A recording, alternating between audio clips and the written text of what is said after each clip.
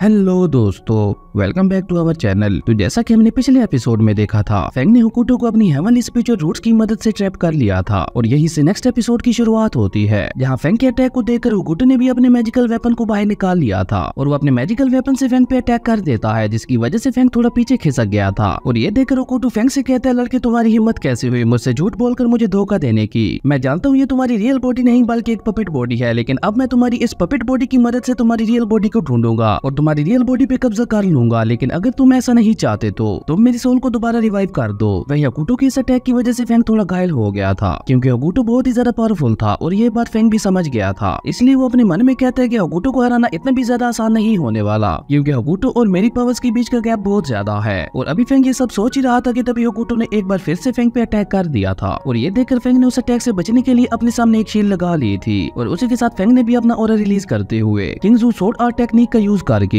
होकुटो पे अटैक कर दिया था। ये देखकर होकुटो ने भी अपने सामने शील्ड लगाकर खुद को बचा लिया था और उसके बाद होकुटो ने बहुत ही तेजी से मूव करते हुए जाकर फेंग पे अपनी स्पिरिचुअल पावर से अटैक कर दिया था। लेकिन फेंग ने अपने मैजिकल वेपन की मदद से होकुटो के अटैक को बहुत ही आसानी से डिस्ट्रॉय कर दिया था और उसी के साथ फेंग ने अपनी मैजिकल वेपन की मदद से होकुटो पे अटैक कर दिया था और फेंग के इस अटैक से बचने के लिए होकुटो ने भी अपने मैजिकल वेपन को आगे कर दिया था। और जैसे ही उन दोनों के अटैक्स आपस में टकराते हैं तो वहाँ पे बहुत ही पावरफुल शॉक वेव्स निकलती हैं। लेकिन तभी होकुटो ने अपने मैजिकल वेपन की पावर को बढ़ा दिया था, जिसकी वजह से फेंग दोबारा पीछे खिसक गया था। और ये देखकर होकुटो सोचते हुए अपने मन में कहता है, ये लड़का तो मुझे बराबरी की टक्कर दे रहा है, ये लड़का मेरा टाइम वेस्ट करने की कोशिश कर रहा है, लेकिन मेरे पास ज्यादा टाइम नहीं बचा। अगर ऐसा ही चलता रहा तो बहुत ही जल्द मेरी सोल डिसअपीयर हो जाएगी, इसलिए मुझे जल्द से जल्द इस लड़के को खत्म करके इसकी रियल बॉडी तक पहुंचना होगा। और ये सोच के होकुटो अपना सबसे powerful attack space time correct का यूज करता है, जिसकी मदद से होकुटो ने वहाँ पे एक ब्लैक होल क्रिएट कर दिया था और उस ब्लैक होल के क्रिएट होते ही वहाँ पे मौजूद सारी चीजें उस ब्लैक होल के अंदर जाने लगती हैं। और उसके बाद होकुटो अपनी पावर्स का यूज करते हुए फेंग को भी उस ब्लैक होल के अंदर खींचने लगता है और वो फेंग से कहता है, लड़के आज तुम्हें मेरे लिए यहाँ पे मरना ही होगा। वहीं फेंग भी उस ब्लैक होल की तरफ खिंचा चला जा रहा था और फेंग यहाँ पे खुद को रोकने की बहुत ज्यादा कोशिश कर रहा था, लेकिन वो खुद को आगे बढ़ने से रोक नहीं पा रहा था। और ये देखकर फेंग सुप्रीम मास्टर जियान वू की गॉड लेवल टेक्निक का यूज करता है, जिसकी वजह से फेंग से बहुत ही ज्यादा गोल्डन ऑरा निकलने लगता है। और फेंग की ये गॉड लेवल टेक्निक इतनी ज्यादा पावरफुल थी कि उस पे उस ब्लैक होल की पावर का असर भी खत्म हो गया था। और उसके बाद फेंग बहुत ही तेजी से होकुटो की तरफ बढ़ने लगता है और उसने अपने मैजिकल वेपन की मदद से ब्लैक होल से होते हुए होकुटो पे अटैक कर दिया था। और फेंग का ये अटैक इतना ज्यादा फास्ट और पावरफुल था कि होकुटो को इससे संभलने का मौका ही नहीं मिलता। और फेंग के इस अटैक की वजह से होकुटो के ब्लैक होल के साथ साथ होकुटो की सोल में भी क्रैक्स आ गए थे और होकुटो की सोल वहीं डिस्ट्रॉय हो गई थी। और होकुटो ये सोचते सोचते ही खत्म हो गया था कि आखिर अभी अभी उसके साथ यहाँ पे क्या हुआ था। वहीं बाहर हम होकुटो को देखते हैं, जो कि फेंग मिंग के लिए काफी ज्यादा परेशान हो रहा था और वो परेशान होते हुए अपने मन में कहता है, ये लड़का जब इस टोकन के अंदर इंटर हुआ था तब मुझे बहुत ही अच्छी फीलिंग आ रही थी, लेकिन अब पता नहीं उस लड़के को क्या हो गया है जो इतनी देर गुजर जाने के बाद भी अभी तक बाहर नहीं आया। और अभी वो ये सब सोच के परेशान हो ही रहा था कि तभी फेंग एक पोर्टल से होते हुए वहाँ आ जाता है और होकुटो फेंग को सही सलामत देखकर बहुत ही ज्यादा खुश हो गया था और वो फेंग के पास जाकर उससे पूछता है, वहाँ पे तुम्हारे साथ क्या हुआ, क्या तुम अपने टेस्ट में पास हो गए। होकुटो की ये बात सुनकर फेंग उसे बताता है कि वहाँ पे बहुत सारे ट्विस्ट एंड टर्न्स मेरे लिए रेडी करके रखे हुए थे, लेकिन फिर भी मैं किसी तरह उस टेस्ट में पास हो गया। फेंग की ये बात सुनकर होकुटो बहुत ही ज्यादा खुश हो गया था और वो हंसते हुए कहता है, आखिर 10,000 साल वेट करने के बाद मेरा मिशन कंप्लीट हो ही गया और बाइडू को एक नया एक्सपर्ट और जीनियस इनहेटर मिल गया। और उसके बाद होकुटो अपनी खुशी पे कंट्रोल करते हुए फेंग के अंदर से वही आयरन टोकन बाहर निकालता है और वो उस आयरन टोकन के बारे में फेंग को बताते हुए कहता है, ये छोटा सा आयरन का पीस ओरिजिनल बाइडू का ही एक ट्रेजर है और इस टोकन के अंदर दो बहुत ही खास और रियर टेक्निक्स मौजूद हैं, जिनमें से एक डॉक्यूमेंटल मेथड है और दूसरा तलिस्मैन क्रिएशन मेथड। और अगर तुमने इस तलिस्मैन क्रिएशन मेथड को सक्सेसफुली सीख लिया तो तुम अपने नॉर्मल तलिस्मैन की पावर्स को भी पहले से 10 गुना ज्यादा तक बढ़ा पाओगे। और ये कहकर होकुटो फेंग को बताता है कि ये सभी के सभी टेस्ट जो मैंने तुमसे पहले लिए थे उन सभी को बाइडू ने जानबूझकर और भी ज्यादा मुश्किल बना दिया था, ताकि बाइडू देख सके कि उसके इनहेटर का दिल कितना ज्यादा प्योर है और उसके साथ वो कितना ज्यादा टैलेंटेड है। और इसलिए मैंने उस टाइम तुम्हारे सामने दो ऑप्शंस रखे थे और अगर तुम उस वक्त चाहते तो अपने दोस्तों को मारकर बहुत इजीली बाइडू की इनहेरिटेंस को हासिल कर सकते थे, लेकिन तुमने बाइडू की इनहेरिटेंस की परवाह न करते हुए अपने दोस्तों को बचाने के बारे में सोचा। इससे पता चलता है कि तुम एक बहुत ही अच्छे इंसान हो और तुम्हारे रूप में बाइडू को उसका सक्सेसर मिल गया है। होकुटो की यह बात सुनकर फेंग उसका शुक्रिया अदा करता है उससे ये वैल्यूएबल इन्फॉर्मेशन देने के लिए। और ये कहकर फेंग सोचते हुए अपने मन में कहता है, मुझे लगता है कि बाइडू के इस वर्जन को ये नहीं पता कि इस टोकन के अंदर वाली स्पिरिट यानी कि होकुटो वो तो अपने ही चक्कर में था और वो पिछले 10,000 सालों से वहाँ पे अपने लिए एक परफेक्ट बॉडी की तलाश कर रहा था, जो कि उसे मेरे रूप में मिलने ही वाली थी, लेकिन शुक्र है मैंने उसे अपने जाल में फंसा लिया था। और फेंग अभी ये सब सोच ही रहा था कि तभी होकुटो वो आयरन टोकन दोबारा फेंग के अंदर डाल देता है और ऐसा होते ही फेंग से बहुत ही ज्यादा पावरफुल स्पिरिचुअल एनर्जी निकलने लगती है और उसी के साथ फेंग का गॉड चक्र भी ओपन हो गया था और देखते ही देखते फेंग नेक्स्ट लेवल में ब्रेक थ्रू कर गया था। और इसी के साथ फेंग अब की गाइडिंग स्टेज के 30 लेवल पे पहुंच चुका था। पर फेंग को इस ब्रेक थ्रू के बाद अपने अंदर ज्यादा पावर महसूस नहीं हो रही थी। और ये देखकर फेंग कहता है कि आखिर मेरा ये ब्रेक थ्रू मुझे इतना ज्यादा संभाल क्यों लग रहा है। फेंग की ये बात सुनकर डोकोटो हंसते हुए फेंग को बताता है कि बाइडू की रियल स्पिरिट ऑर्डिनरी लोगों से काफी अलग है और इन पावर्स के बारे में धीरे धीरे तुम्हें पता चलेगा और मुझे उम्मीद है तुम्हारी बॉडी बहुत ही जल्द इन पावर्स को पूरी तरह से अब्सॉर्ब कर लेगी और बेहतर है तुम इसके बारे में किसी को भी ना बताना, वरना तुम्हारे बहुत सारे दुश्मन बन जाएंगे और वो तुम्हें मारकर तुमसे बाइडू की इनहेरिटेंस हासिल करने की कोशिश करेंगे। डोकोटो की यह बात सुनकर फेंग भी हाँ में अपना सर हिलाता है और उसके बाद डोकोटो फेंग को एक अननोन जगह पे ले आता है जहाँ पे एक पैलेस हवा में फ्लोट कर रहा था और उससे बहुत ही ज्यादा पावरफुल स्पिरिचुअल एनर्जी निकल रही थी। ये देखकर फेंग डोकोटो से कहता है सीनियर ये कौन सी जगह है, जिसपे डोकोटो फेंग को बताता है कि ये एंशिएंट टाइम का बैटल ग्राउंड है और यहाँ पे ह्यूमंस और मॉन्स्टर्स मिलकर एन डीमन रियलम के खिलाफ फाइट करते हैं और यहाँ पे एक डेथ ट्रायर मौजूद है जो तुम्हारे लिए बहुत सारी अपॉर्चुनिटीज पैदा करेगा और तुम इस मौके का फायदा उठाकर अपनी पावर्स को बहुत ही कम समय में काफी ज्यादा बढ़ा सकते हो।